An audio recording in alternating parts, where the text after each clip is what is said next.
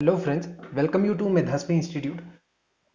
My name is Shubham Sharma और आज हम लोग शुरू करेंगे कूलम्स लॉ के साथ। तो चलिए आज की इस वीडियो को शुरू करते हैं। कूलम्स लॉ, जैसे कि आप सभी जानते हैं, नेचर में जब भी कूलम्स लॉ किसके बारे में बताता है? फोर्स के बारे में। किस फोर्स के बारे में? जब भी नेचर में टू चार्जेस, चाहे वो सिमिलर नेचर के हो चाहे वो ऑपोजिट नेचर के हो, तो वो एक दूसरे के ऊपर कुछ ना कुछ फोर्स जो है वो लगाते हैं। इसी फोर्स का काउंट देने के लिए जो लॉ हम लोग यूज करते हैं उसका नाम है कूलम्स लॉ। कूलम्स लॉ हमें उस फोर्स का मेजर देता है या उस फोर्स के बारे में बताता है जिस फोर्स से एक चार्ज जो है दूसरे चार्ज को अट्रैक्ट कर रहा है नेचर में या तो रिपेल कर रहा है। तो कूलम्स लॉ की सबसे पहले डेफिनेशन देख लेते हैं। कूलम्स लॉ क्या बोलता है कि the force between the two charges, either attractive और repulsive, is directly proportional to the product of the two charges and inversely proportional to the square of the distance between them। इसी को अगर मैं equation form में लिखूं तो ऐसे लिख सकता हूं कि force is directly proportional to, जैसे कि यहां आप इमेज में देख सकते हैं, दो चार्जेस है Q1 और इसका नाम दे देते हैं Q2। So it will be, force will be always directly proportional to the product of the two charges Q1 and Q2 and force is inversely proportional to the square of the distance between them। So the distance between them is R, तो R का स्क्वायर। दोनों को एक साथ मिलाते हैं हम लोग तो इक्वेशन बनती है कुछ हमारे पास, F is directly proportional to Q1 Q2 upon R square. जब ये प्रोपोर्शनैलिटी का निशान हटता है तो यहां पे एक कांस्टेंट ऑफ प्रोपोर्शनैलिटी आ जाता है, दैट इज के, Q1 Q2 upon R square. जैसा कि आप यहां पे भी देख सकते हैं, इसे इक्वेशन नंबर 1 दे दीजिए। अब k की वैल्यू की अगर न्यूमेरिकल वैल्यू की बात की जाए तो वो है 9 into 10⁻⁹ newton metre square coulomb inverse square. और अगर k को और ज्यादा तोड़ करके लिखा जाए तो वो 1/4πε0 बनता है, जिसमें जो ε0 है हमारे पास वो परमिटिविटी है फ्री स्पेस की, परमिटिविटी ऑफ फ्री स्पेस। ये परमिटिविटी ऑफ फ्री स्पेस कहां पे लगेगी? ये डिपेंड करता है कि जो दो चार्जेस हैं वो किस मीडियम के अंदर रखे गए हैं। वो वैक्यूम के अंदर रखे गए हैं, एयर के अंदर रखे गए हैं, वाटर के अंदर रखे गए हैं या और किसी मीडियम के अंदर रखे गए हैं, उसके अकॉर्डिंगली एप्सिलॉन नॉट की जो वैल्यू है वो कंटिन्यूअसली चेंज होती रहती है। और अगर मैं बात करूं सिर्फ एप्सिलॉन नॉट की वैल्यू की तो वो होती है हमारे पास 8.854 into 10⁻⁻12 coulomb square newton inverse metre inverse square. यहां पे बात की जाए अगर इसकी कुछ प्रॉपर्टीज की, ये जो फोर्स अट्रैक्टिव या रिपल्सिव जो यहां पे लगती है दो चार्जेस के बीच में, उसका नेचर जो होता है वो सेंट्रल इन नेचर होती है, acting along a straight line. जो भी नेचर में ऐसी फोर्स जो एक स्ट्रेट लाइन में एक्ट करती है उसे हम सेंट्रल नेचर की फोर्स कहते हैं। दूसरी बात, ये जो हमारे पास फोर्स का कंसेप्ट है और कूलम्स लॉ है, ये हमेशा स्टेशनरी चार्जेस के लिए ही वैलिड होता है। सो अगर हम लोगों ने पता लगाना है force between the two charges, so there is a compulsion कि जो दोनों हमारे पास चार्जेस है शुड बी एट रेस्ट। तीसरी बात अगर मैं बात करूं तो इस फोर्स को निकालने के लिए हम लोग कंसिडर करते हैं कि जो हमारे पास दोनों चार्जेस है वो पॉइंट नेचर के चार्जेस होने चाहिए। तो होप सो आपको कूलम्स लॉ जो है वो समझ आ गया होगा। अब हम लोग बात कर लेते हैं इसके ऊपर बेस्ड कुछ न्यूमेरिकल्स की। तो फर्स्ट है हमारे पास पिथ बॉल का एग्जांपल। अब यहां पे क्वेश्चन क्या बोलता है, सबसे पहले हमें उसका गिवन सॉल्यूशन का जो हमें गिवन है हम वो देख लेते हैं। सबसे पहले पढ़ते हैं इस क्वेश्चन को। A free pith ball A of 8 grams carries a positive charge of 5 into 10⁻⁻8 coulombs, what must be the nature क्या होना चाहिए, और दूसरा what must be the magnitude of the charges on the second pith ball fixed at position number B 5 centimeter below from the former ball।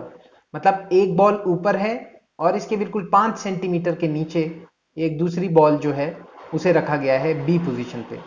से हमारे पास ये position number A है, ये पोजीशन नंबर बी है मेरे पास।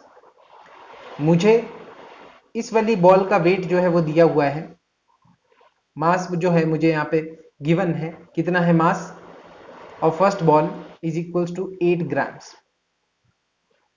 ये डिस्टेंस है इनके बीच में 5 सेंटीमीटर्स का।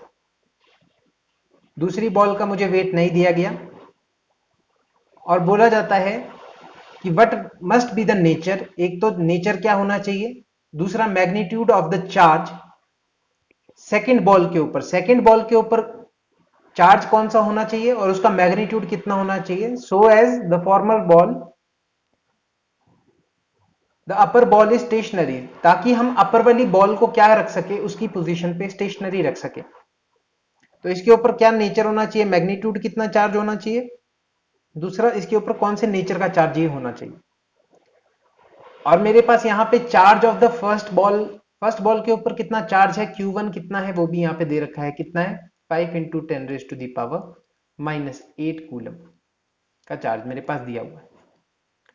दूसरा मेरे पास डिस्टेंस दिया हुआ है इनके बीच में, से R या D आप कुछ भी ले सकते हैं।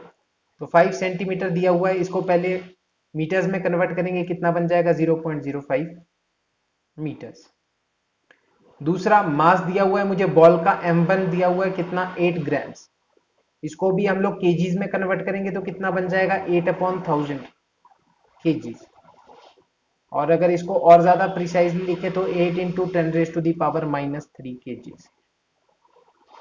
यहां तक क्लियर है आप सभी को। अब क्वेश्चन हमें बोलता है कि जो बॉल है उसको उसकी जगह पे कंसिस्टेंट रखना है, मतलब जो ऊपर वाली बॉल है नीचे वाली बॉल के पास इतना फोर्स होना चाहिए कि वो ऊपर वाली बॉल को इसी सेम पोजीशन पे हेल्ड करके रख सके। तो सबसे पहले तो मुझे फोर्स देखनी पड़ेगी कि ऊपर वाली जो हमारे पास बॉल है उसके ऊपर कितने तरीके से फोर्स लग रही है। देखिए एक तो फोर्स लग रही है जो हमारे पास ये चार्ज लगा रहा है उसके ऊपर, डेफिनेटली वो फोर्स ऑफ अट्रैक्शन नहीं होगी, क्योंकि अट्रैक्शन होती तो ये अपनी जगह से नीचे आएगी। तो डेफिनेट बात है कि वो जो है हमारे पास फोर्स ऑफ रिपल्शन ही होगी, इसलिए अवे फ्रॉम इट जो डायरेक्शन होगी आपकी इस चार्ज से उस बॉल के चार्ज के ऊपर, वो हमेशा अवे होगी। दूसरी बात, जो ऊपर ए पोजीशन की बॉल है इसके ऊपर ग्रेविटी भी लग रही है, और ग्रेविटी का मेजर दिया जाता है mg, force is equals to mass into acceleration, Newton second law, जहां पे ग्रेविटी की केस में वो g के साथ जो है इंटरचेंज हो जाता है। m मुझे पता है, g भी मुझे पता है, g की कांस्टेंट वैल्यू कितनी होती है, स्मॉल g की वैल्यू 9.8 मीटर पर second square, acceleration due to gravity, ये भी मुझे पता है, तो g भी मेरे पास आ गया।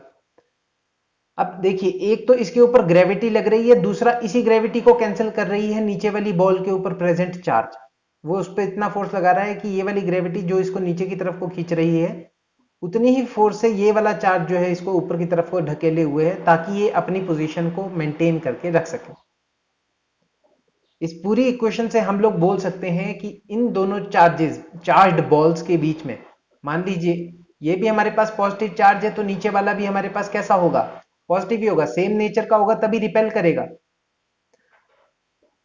अगर ये ऑपोजिट नेचर के होते, ये नेगेटिव नेचर का होता, ये पॉजिटिव नेचर का होता, तो ये दोनों एक दूसरे को क्या कर लेते, आपस में एक दूसरे से अट्रैक्ट कर लेते, जिसकी वजह से ये अपनी पोजीशन पे, बॉल नंबर ए अपनी पोजीशन पे नहीं रह सकती थी। बॉल नंबर बी तो देखिए फिक्स है, ये तो क्वेश्चन हमें बोलता है कि बॉल बी की पोजीशन कैसी है, फिक्स्ड है, मतलब बॉल ए मूव कर सकती है। तो इसको इसकी जगह पे बनाए रखने के लिए नेचर, सबसे फर्स्ट क्वेश्चन तो हमारा यहीं पे देखते सॉल्व हो जाता है कि नेचर क्या होना चाहिए, nature should be same, nature should be same same. और अगर मैं पिछले वाले चार्ज की बात करूं तो उसके ऊपर कितना चार्ज है, पॉजिटिव 5 इंटू 10⁻⁸ कूलम। तो मतलब कि सेकंड चार्ज जो बी पोजीशन पे बॉल है उसके ऊपर भी चार्ज जो है वो कितना होना चाहिए, should be positive in nature. First question का आंसर तो हमें यहीं से मिल जाता है। अब हम लोग अगर बात करें इस पूरे के पूरे कंसेप्ट को समझने के बाद, तो देखिए यहां पे दो फोर्सेस काम कर रही है, एक है ग्रेविटी, दूसरा है हमारे पास जो चार्जेस के बीच में लगने वाली कूलम्स फोर्स है, जिसे हम कूलम्स लॉ के थ्रू देते हैं, और दोनों एक दूसरे के बराबर है।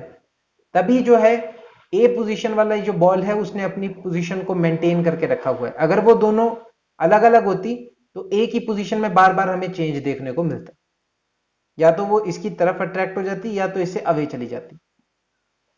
सो हम लोग कह सकते हैं कि force on the ball A due to charge number B should be equals to mg या ग्रेविटी, उस फोर्स के बराबर है। तो यहां पे हमें इसे इक्वेशन नंबर 1 दे देंगे। अब इसमें अगर हम वैल्यू पुट करते हैं, देखिए f को किस तरीके से डिनोट करते हैं, अभी हमने देखा f is written as 1/4πε0 q1 q2 upon r square. तो इसकी जगह पे वैल्यू पुट कर देंगे, मेरे पास क्या बन जाएगी equation number 1, 1/4πε0 q1 q2 upon r square is equals to mg, जो ग्रेविटी उसके ऊपर लग रही है। अब यहां पे हमें Q2 की वैल्यू निकालनी है, मैग्नीट्यूड निकालना है Q2 का। तो Q2 का जो मैग्नीट्यूड निकलेगा, मतलब Q2 को यहीं रहने देंगे, बाकी सब कुछ परली तरफ ले चले जाएंगे। हमारे पास Q2 क्या बन जाता है, देखिए इस केस के अंदर मैं 1/4πε0 को K भी लिख सकता हूं, इसकी पूरी वैल्यू को ना लिख करके मैं इसे K भी लिख सकता हूं। तो इसको अभी K ही की फॉर्म में रहने देते हैं।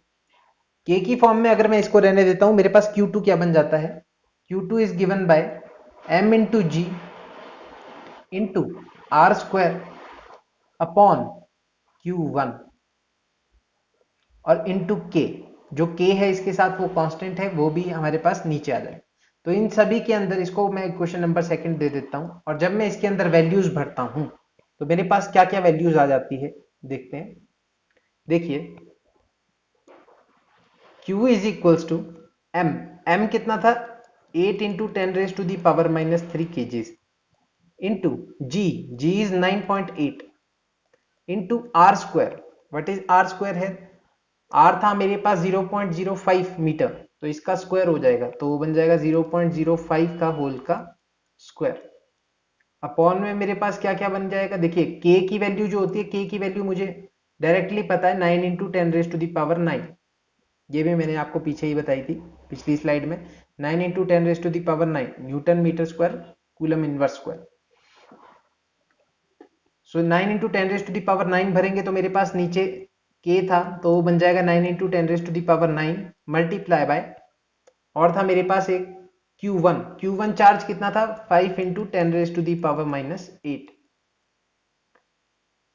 अब देखिए अब कैलकुलेशन को कैसे करना है, कैलकुलेशन को आसान किस तरीके से बना सकते हैं हम लोग, वो हमें देखना है।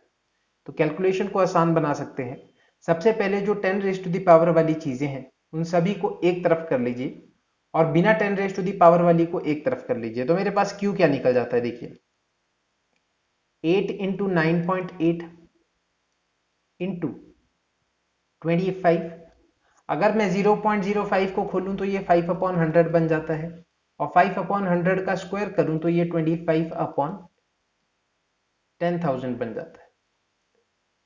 तो मैं उसी को खोल करके लिख देता हूं, और उसके नीचे और लिख देता हूं इसे, तो यहां पे 9 इंटू 5 लिख देता हूं मैं इसको। और इसके अलावा 10⁻³ देखिए ऊपर रहता था, तो मैंने उसको लास्ट में लिख देता हूं 10⁻³ इसके अलावा नीचे देखिए 10⁻⁹ एंड 10⁻⁸, ये वाला स्टेप। अब इसमें बेस सेम है, पावरें ऐड कर जाएंगी, तो 9 माइनस 8 इज 1, सो 10⁻1 रह जाएगा। यहाँ पे इन दोनों को कट करके ऊपर इक्वेशन में क्या रह जाएगा, 10⁻1, जो कि ऊपर वाली इक्वेशन में जाएगा तो क्या बन जाएगा, 10⁻⁻1। अब मल्टीप्लाई में देखिए यहाँ पे 5 का मैंने स्क्वायर किया था, तो 25 तो मैंने यहाँ पे लिख दिया, नीचे 10,000 बनता था तो उसको भी लिखूंगा, तो वो बन जाएगा 10⁻⁴। अब फिर से इस 10⁻⁴ को मैं ऊपरली तरफ ले जाऊंगा, मेरे पास क्या बन जाता है, 8 into 9.8 into 25 upon 9 into 5 into 10⁻⁻4 into 10⁻⁻3। देखिए एक 10 को मुझे यहीं पे छोड़ना पड़ेगा, क्योंकि अगर मैं नहीं छोड़ूंगा तो कैलकुलेशन में दिक्कत आ जाएगी। सबसे पहले तो काट लेते हैं, जो कटता है तो क्या बन जाता है, ये 5 5 जा 25, 5 1 जा 5 2 जा 10 एंड 2 4, ये क्लियर है। यहां पे मेरे पास बचता है 4 इंटू 9.8 अपॉन 9 इंटू 10⁻⁻7। इसको मल्टीप्लाई कर देंगे हम लोग, क्या बनेगा 9.8 into 4, so 8 4 32 and 9 4s are 36. So that will be equals to 392. 3.92.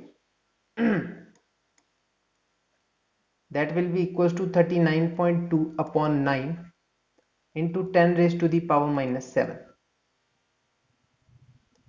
इसको जब मैं और ज्यादा खोलेंगे हम लोग, हमारे पास इसके बाद क्या बन जाएगा, 9 4s are 36, ये 4 बन जाएगा हमारे पास, पॉइंट 36, यहाँ पे 3 कैरी फॉरवर्ड चला गया, और उसके बाद आ जाएगा 9 3 से 27 और इसके बीच में देखेंगे तो 5 आगे कैरी फॉरवर्ड चला जाएगा, और 5 और 0 तो 5 जो है हमारे पास आ जाएगा। तो इसी की वैल्यू जब मैं निकाल देता हूं, मेरे पास 3 सिग्निफिकेंट फिगर्स तक ही वैल्यू हम लोग निकालेंगे, ठीक है। किसी की भी आप मैक्सिमम निकालना चाहो तो इससे आगे एक और बार निकाल सकते हो, तो 5 45 हो जाएगा, और उसके बाद एक और 5 आएगा जिसके हम एक और पॉइंट लगाएंगे तो 5 रिपीटिंग डेसिमल बन जाएगा। तो ये बन जाएगा 4.355 into 10 raise to the power 4.355 into 10 raise to the power minus 7। अब अगर मैं इसे राउंड ऑफ करूं तो यहां पे देखिए 5 है। अब क्या ये सीधा यहां पे एक इंक्रीज हो जाएगा या इंक्रीज नहीं होगा? तो देखिए 5.36 into 10 raise to the power minus 7 coulomb is the answer. कहने का मतलब बॉल नंबर बी के ऊपर कितना चार्ज होना चाहिए ताकि ए पोजीशन पे होने वाली बॉल अपनी पोजीशन को मेंटेन करके रख सके। तो उसका करेक्ट आंसर हमारे पास कितना आ गया है, 4.36 into 10 raise to the power minus 7 coulombs. Hope so आप सभी को ये समझ आया होगा। धन्यवाद।